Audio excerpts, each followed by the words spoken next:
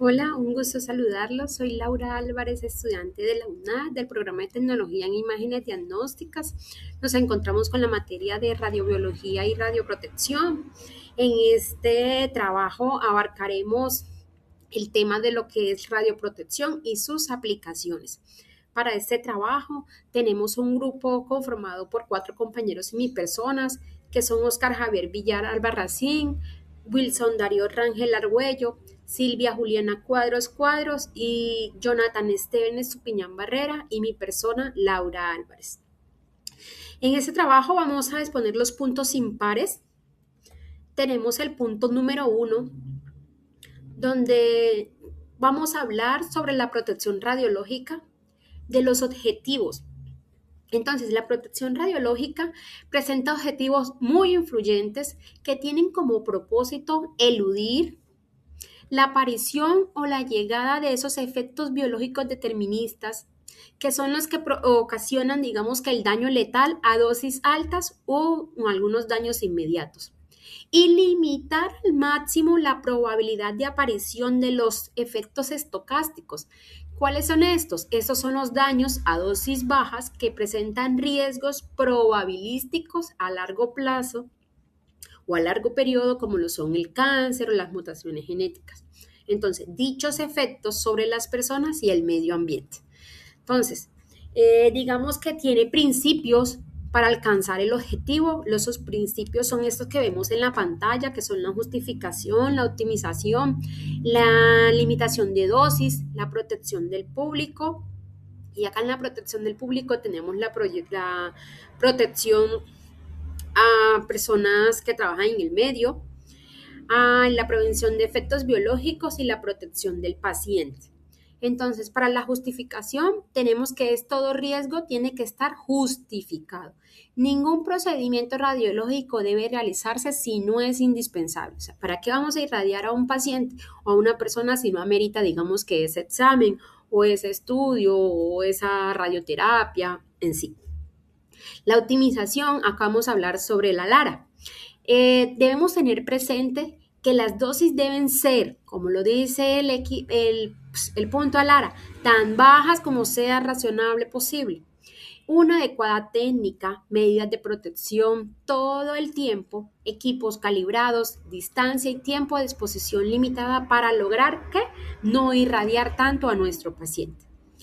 Debemos tener una limitación de dosis, que es la de eludir que las personas ocupacionalmente expuestas y el público reciban dosis superiores a los límites regulados. Tenemos la protección del público y la protección de las personas ocupacionalmente, de esas personas que trabajamos en la salud. Dice que es reducir la exposición de los médicos, trabajadores de radiología, acompañantes y público en general, brindándoles los elementos de protección radiológica y a los trabajadores del área la dosimetría como tal. Por eso es muy importante que, por ejemplo, cuando un ejemplo es un bebé que le vamos a tomar una radiografía de cadera, que es importante que nosotros al acompañante le brindemos la protección que necesita, ¿sí? Para que esa persona tenga su protección. Entonces, tenemos la prevención de efectos biológicos, que es eludir la aparición o llegada de efectos biológicos deterministas y estocásticos, o sea, a corto plazo, digamos que a inmediato y a largo plazo, ocasionados por la radiación, salvaguardando la salud a corto y a largo plazo. Tenemos la protección del paciente, que debe recibir solo la dosis necesaria para la toma del estudio con una calidad, eludiendo exposición innecesaria. Como lo dice actualmente, ¿para qué vamos a realizarle un estudio a este paciente si no lo necesita? O sea, vamos a lo básico, lo necesario. Para el punto número 3 tenemos los tipos de exposición. Acá entonces tenemos que los tipos de exposición son 3: exposición ocupacional, exposición médica y la exposición del público. Entonces, esto va agarradito de la mano con el punto anterior. Para la exposición ocupacional se da en aquellas personas que laboran con radiación ionizante. Ejemplos: nosotros como tecnólogos en radiología, los médicos radiólogos, el personal de medicina nuclear. Digamos que estas personas requieren medidas de protección, como son los dosímetros, un blindaje y un control de dosis. Para la exposición médica, es la exposición dada en pacientes durante procedimientos diagnósticos o terapéuticos, como por ejemplo la radiografía, la tomografía, fluoroscopia, radioterapia. Entonces, ¿qué tenemos que tener en cuenta? Que al aplicarse el principio de justificación y optimización de dosis. Para la exposición del público, tenemos que la radiación que recibe la población en general, sin laborar en el área de la salud, o sea, sin estar en el medio de la salud, en el ámbito como tal. Entonces, ¿qué ejemplos tenemos? Tenemos la radiación ambiental, tenemos los accidentes nucleares y material radiactivo presente en el entorno, que para esto debemos mantenerse dentro de límites seguros para evitar riesgos para la población. Cordial saludo, compañeros y tutor. Les vengo a exponer de la guía de uso seguro de las radiaciones ionizantes. Mi nombre es Jonathan Steven Estupiñán y les voy a exponer el punto 7. El punto 7 nos dice que con un intensímetro se mide una tasa de dosis absorbida de 0,3 miligray hora a partir de una fuente gamma a 1 metro. Entonces nos dice que exprese la lectura en milisievert, espero estar diciéndolo bien, milisievert hora, para dosis equivalente y dosis efectiva, suponiendo que queremos medir en piel. Entonces tenemos los datos. Los datos es que tenemos una tasa de dosis absorbida de 0,3 miligray hora, que es un tipo de radiación gamma, que la distancia es de 1 metro y que el tejido es piel. ¿Listo?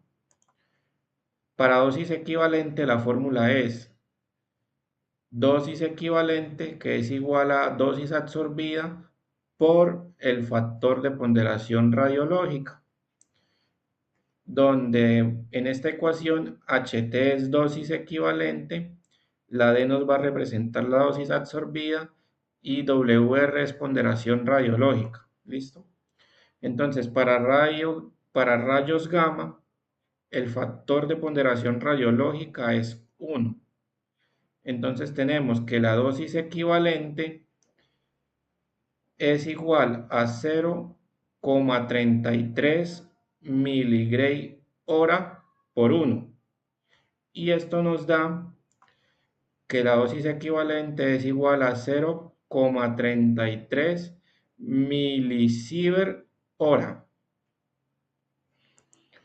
Ahora vamos a calcular la dosis efectiva. La fórmula es la siguiente. Dosis efectiva es igual a dosis equivalente del tejido por el factor de ponderación tisular. ¿Qué es el factor de ponderación tisular? Es la sensibilidad del tejido a la radiación. ¿Sí? Donde en esta ecuación la E nos va a representar la dosis efectiva, HT la dosis equivalente del tejido, WT el factor de ponderación tisular.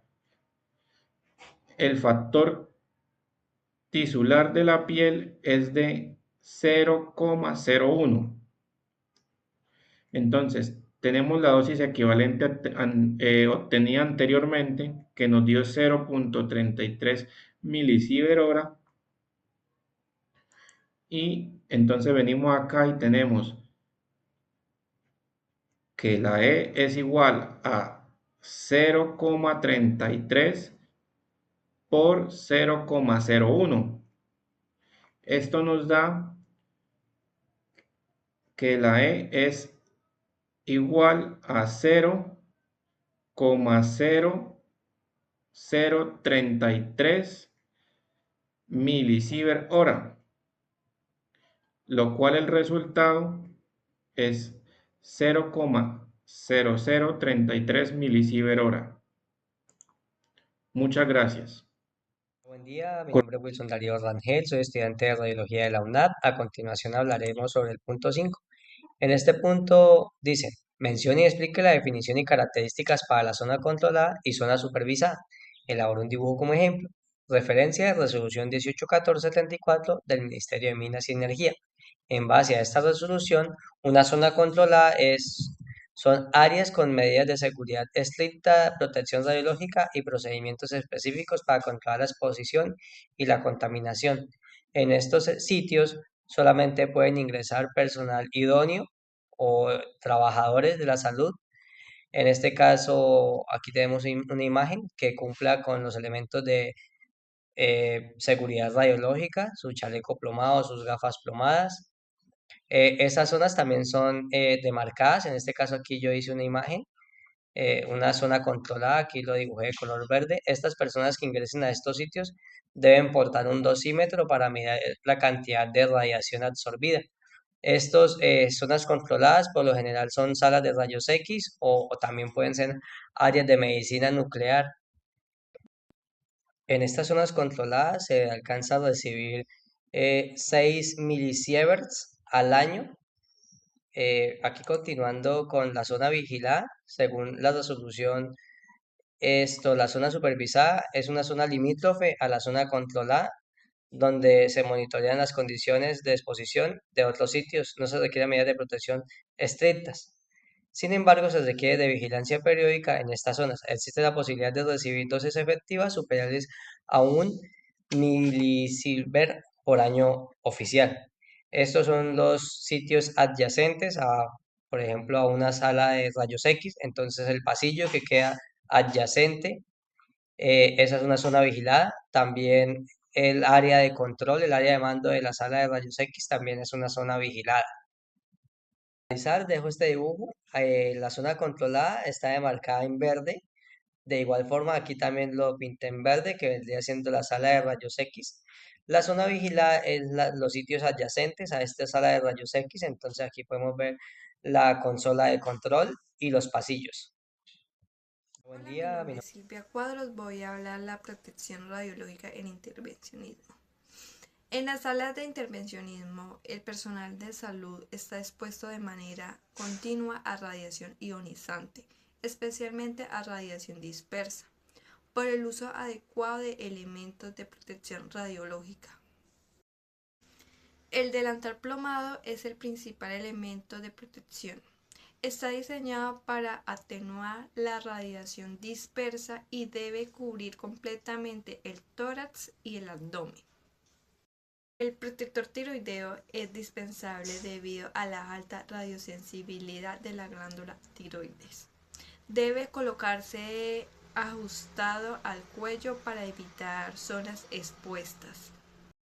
Los guantes plomados se utilizan cuando existe riesgo de exposición en las manos. Sin embargo, no deben colocarse directamente en las primarios de radiación. Las gafas plomadas protegen el cristalino disminuyendo el riesgo de cataratas inducidas por radiación. Hola, mi nombre es... Buenas tardes, compañeros y docentes. En esta oportunidad les vengo a hablar sobre el punto número 11 relacionado con la aplicación de principios y protecciones radiológicas en radiodiagnóstico y medicina nuclear. La protección radiológica tiene como objetivo disminuir la exposición a la radiación ionizante y garantizar la seguridad del paciente y del personal de salud y del público en general. Para ello, como tecnólogos en radiología, debemos aplicar diferentes medidas de seguridad durante cada protección. Uno de los principios más importantes es el principio ALARA, el cual significa tan bajo como sea razonablemente posible. Este principio busca reducir la dosis de radiación sin afectar la calidad diagnóstica de las imágenes. En radiodiagnóstico, este principio se aplica mediante el ajuste adecuado de parámetros técnicos como la KBP y la MAS. El tiempo de exposición también se utiliza la colimación para limitar el área irradiada y empleada de elementos de protección plomada como chalecos protectores traídos y barreras móviles. Además, es importante evitar las repeticiones innecesarias de estudios. En medicina nuclear, la protección radiológica se enfoca en el manejo seguro de radiofármacos, por ello se debe preparar la dosis exacta, manipular rápidamente los materiales radiactivos para usar blindaje de plomo o tungsteno y mantener distancia de las fuentes radiactivas. Finalmente, también es importante brindar recomendaciones al paciente después de la administración de radiofármacos, como mantenerse hidratados y evitar contacto cercano con niños y mujeres embarazadas durante el tiempo indicado. Muchas gracias.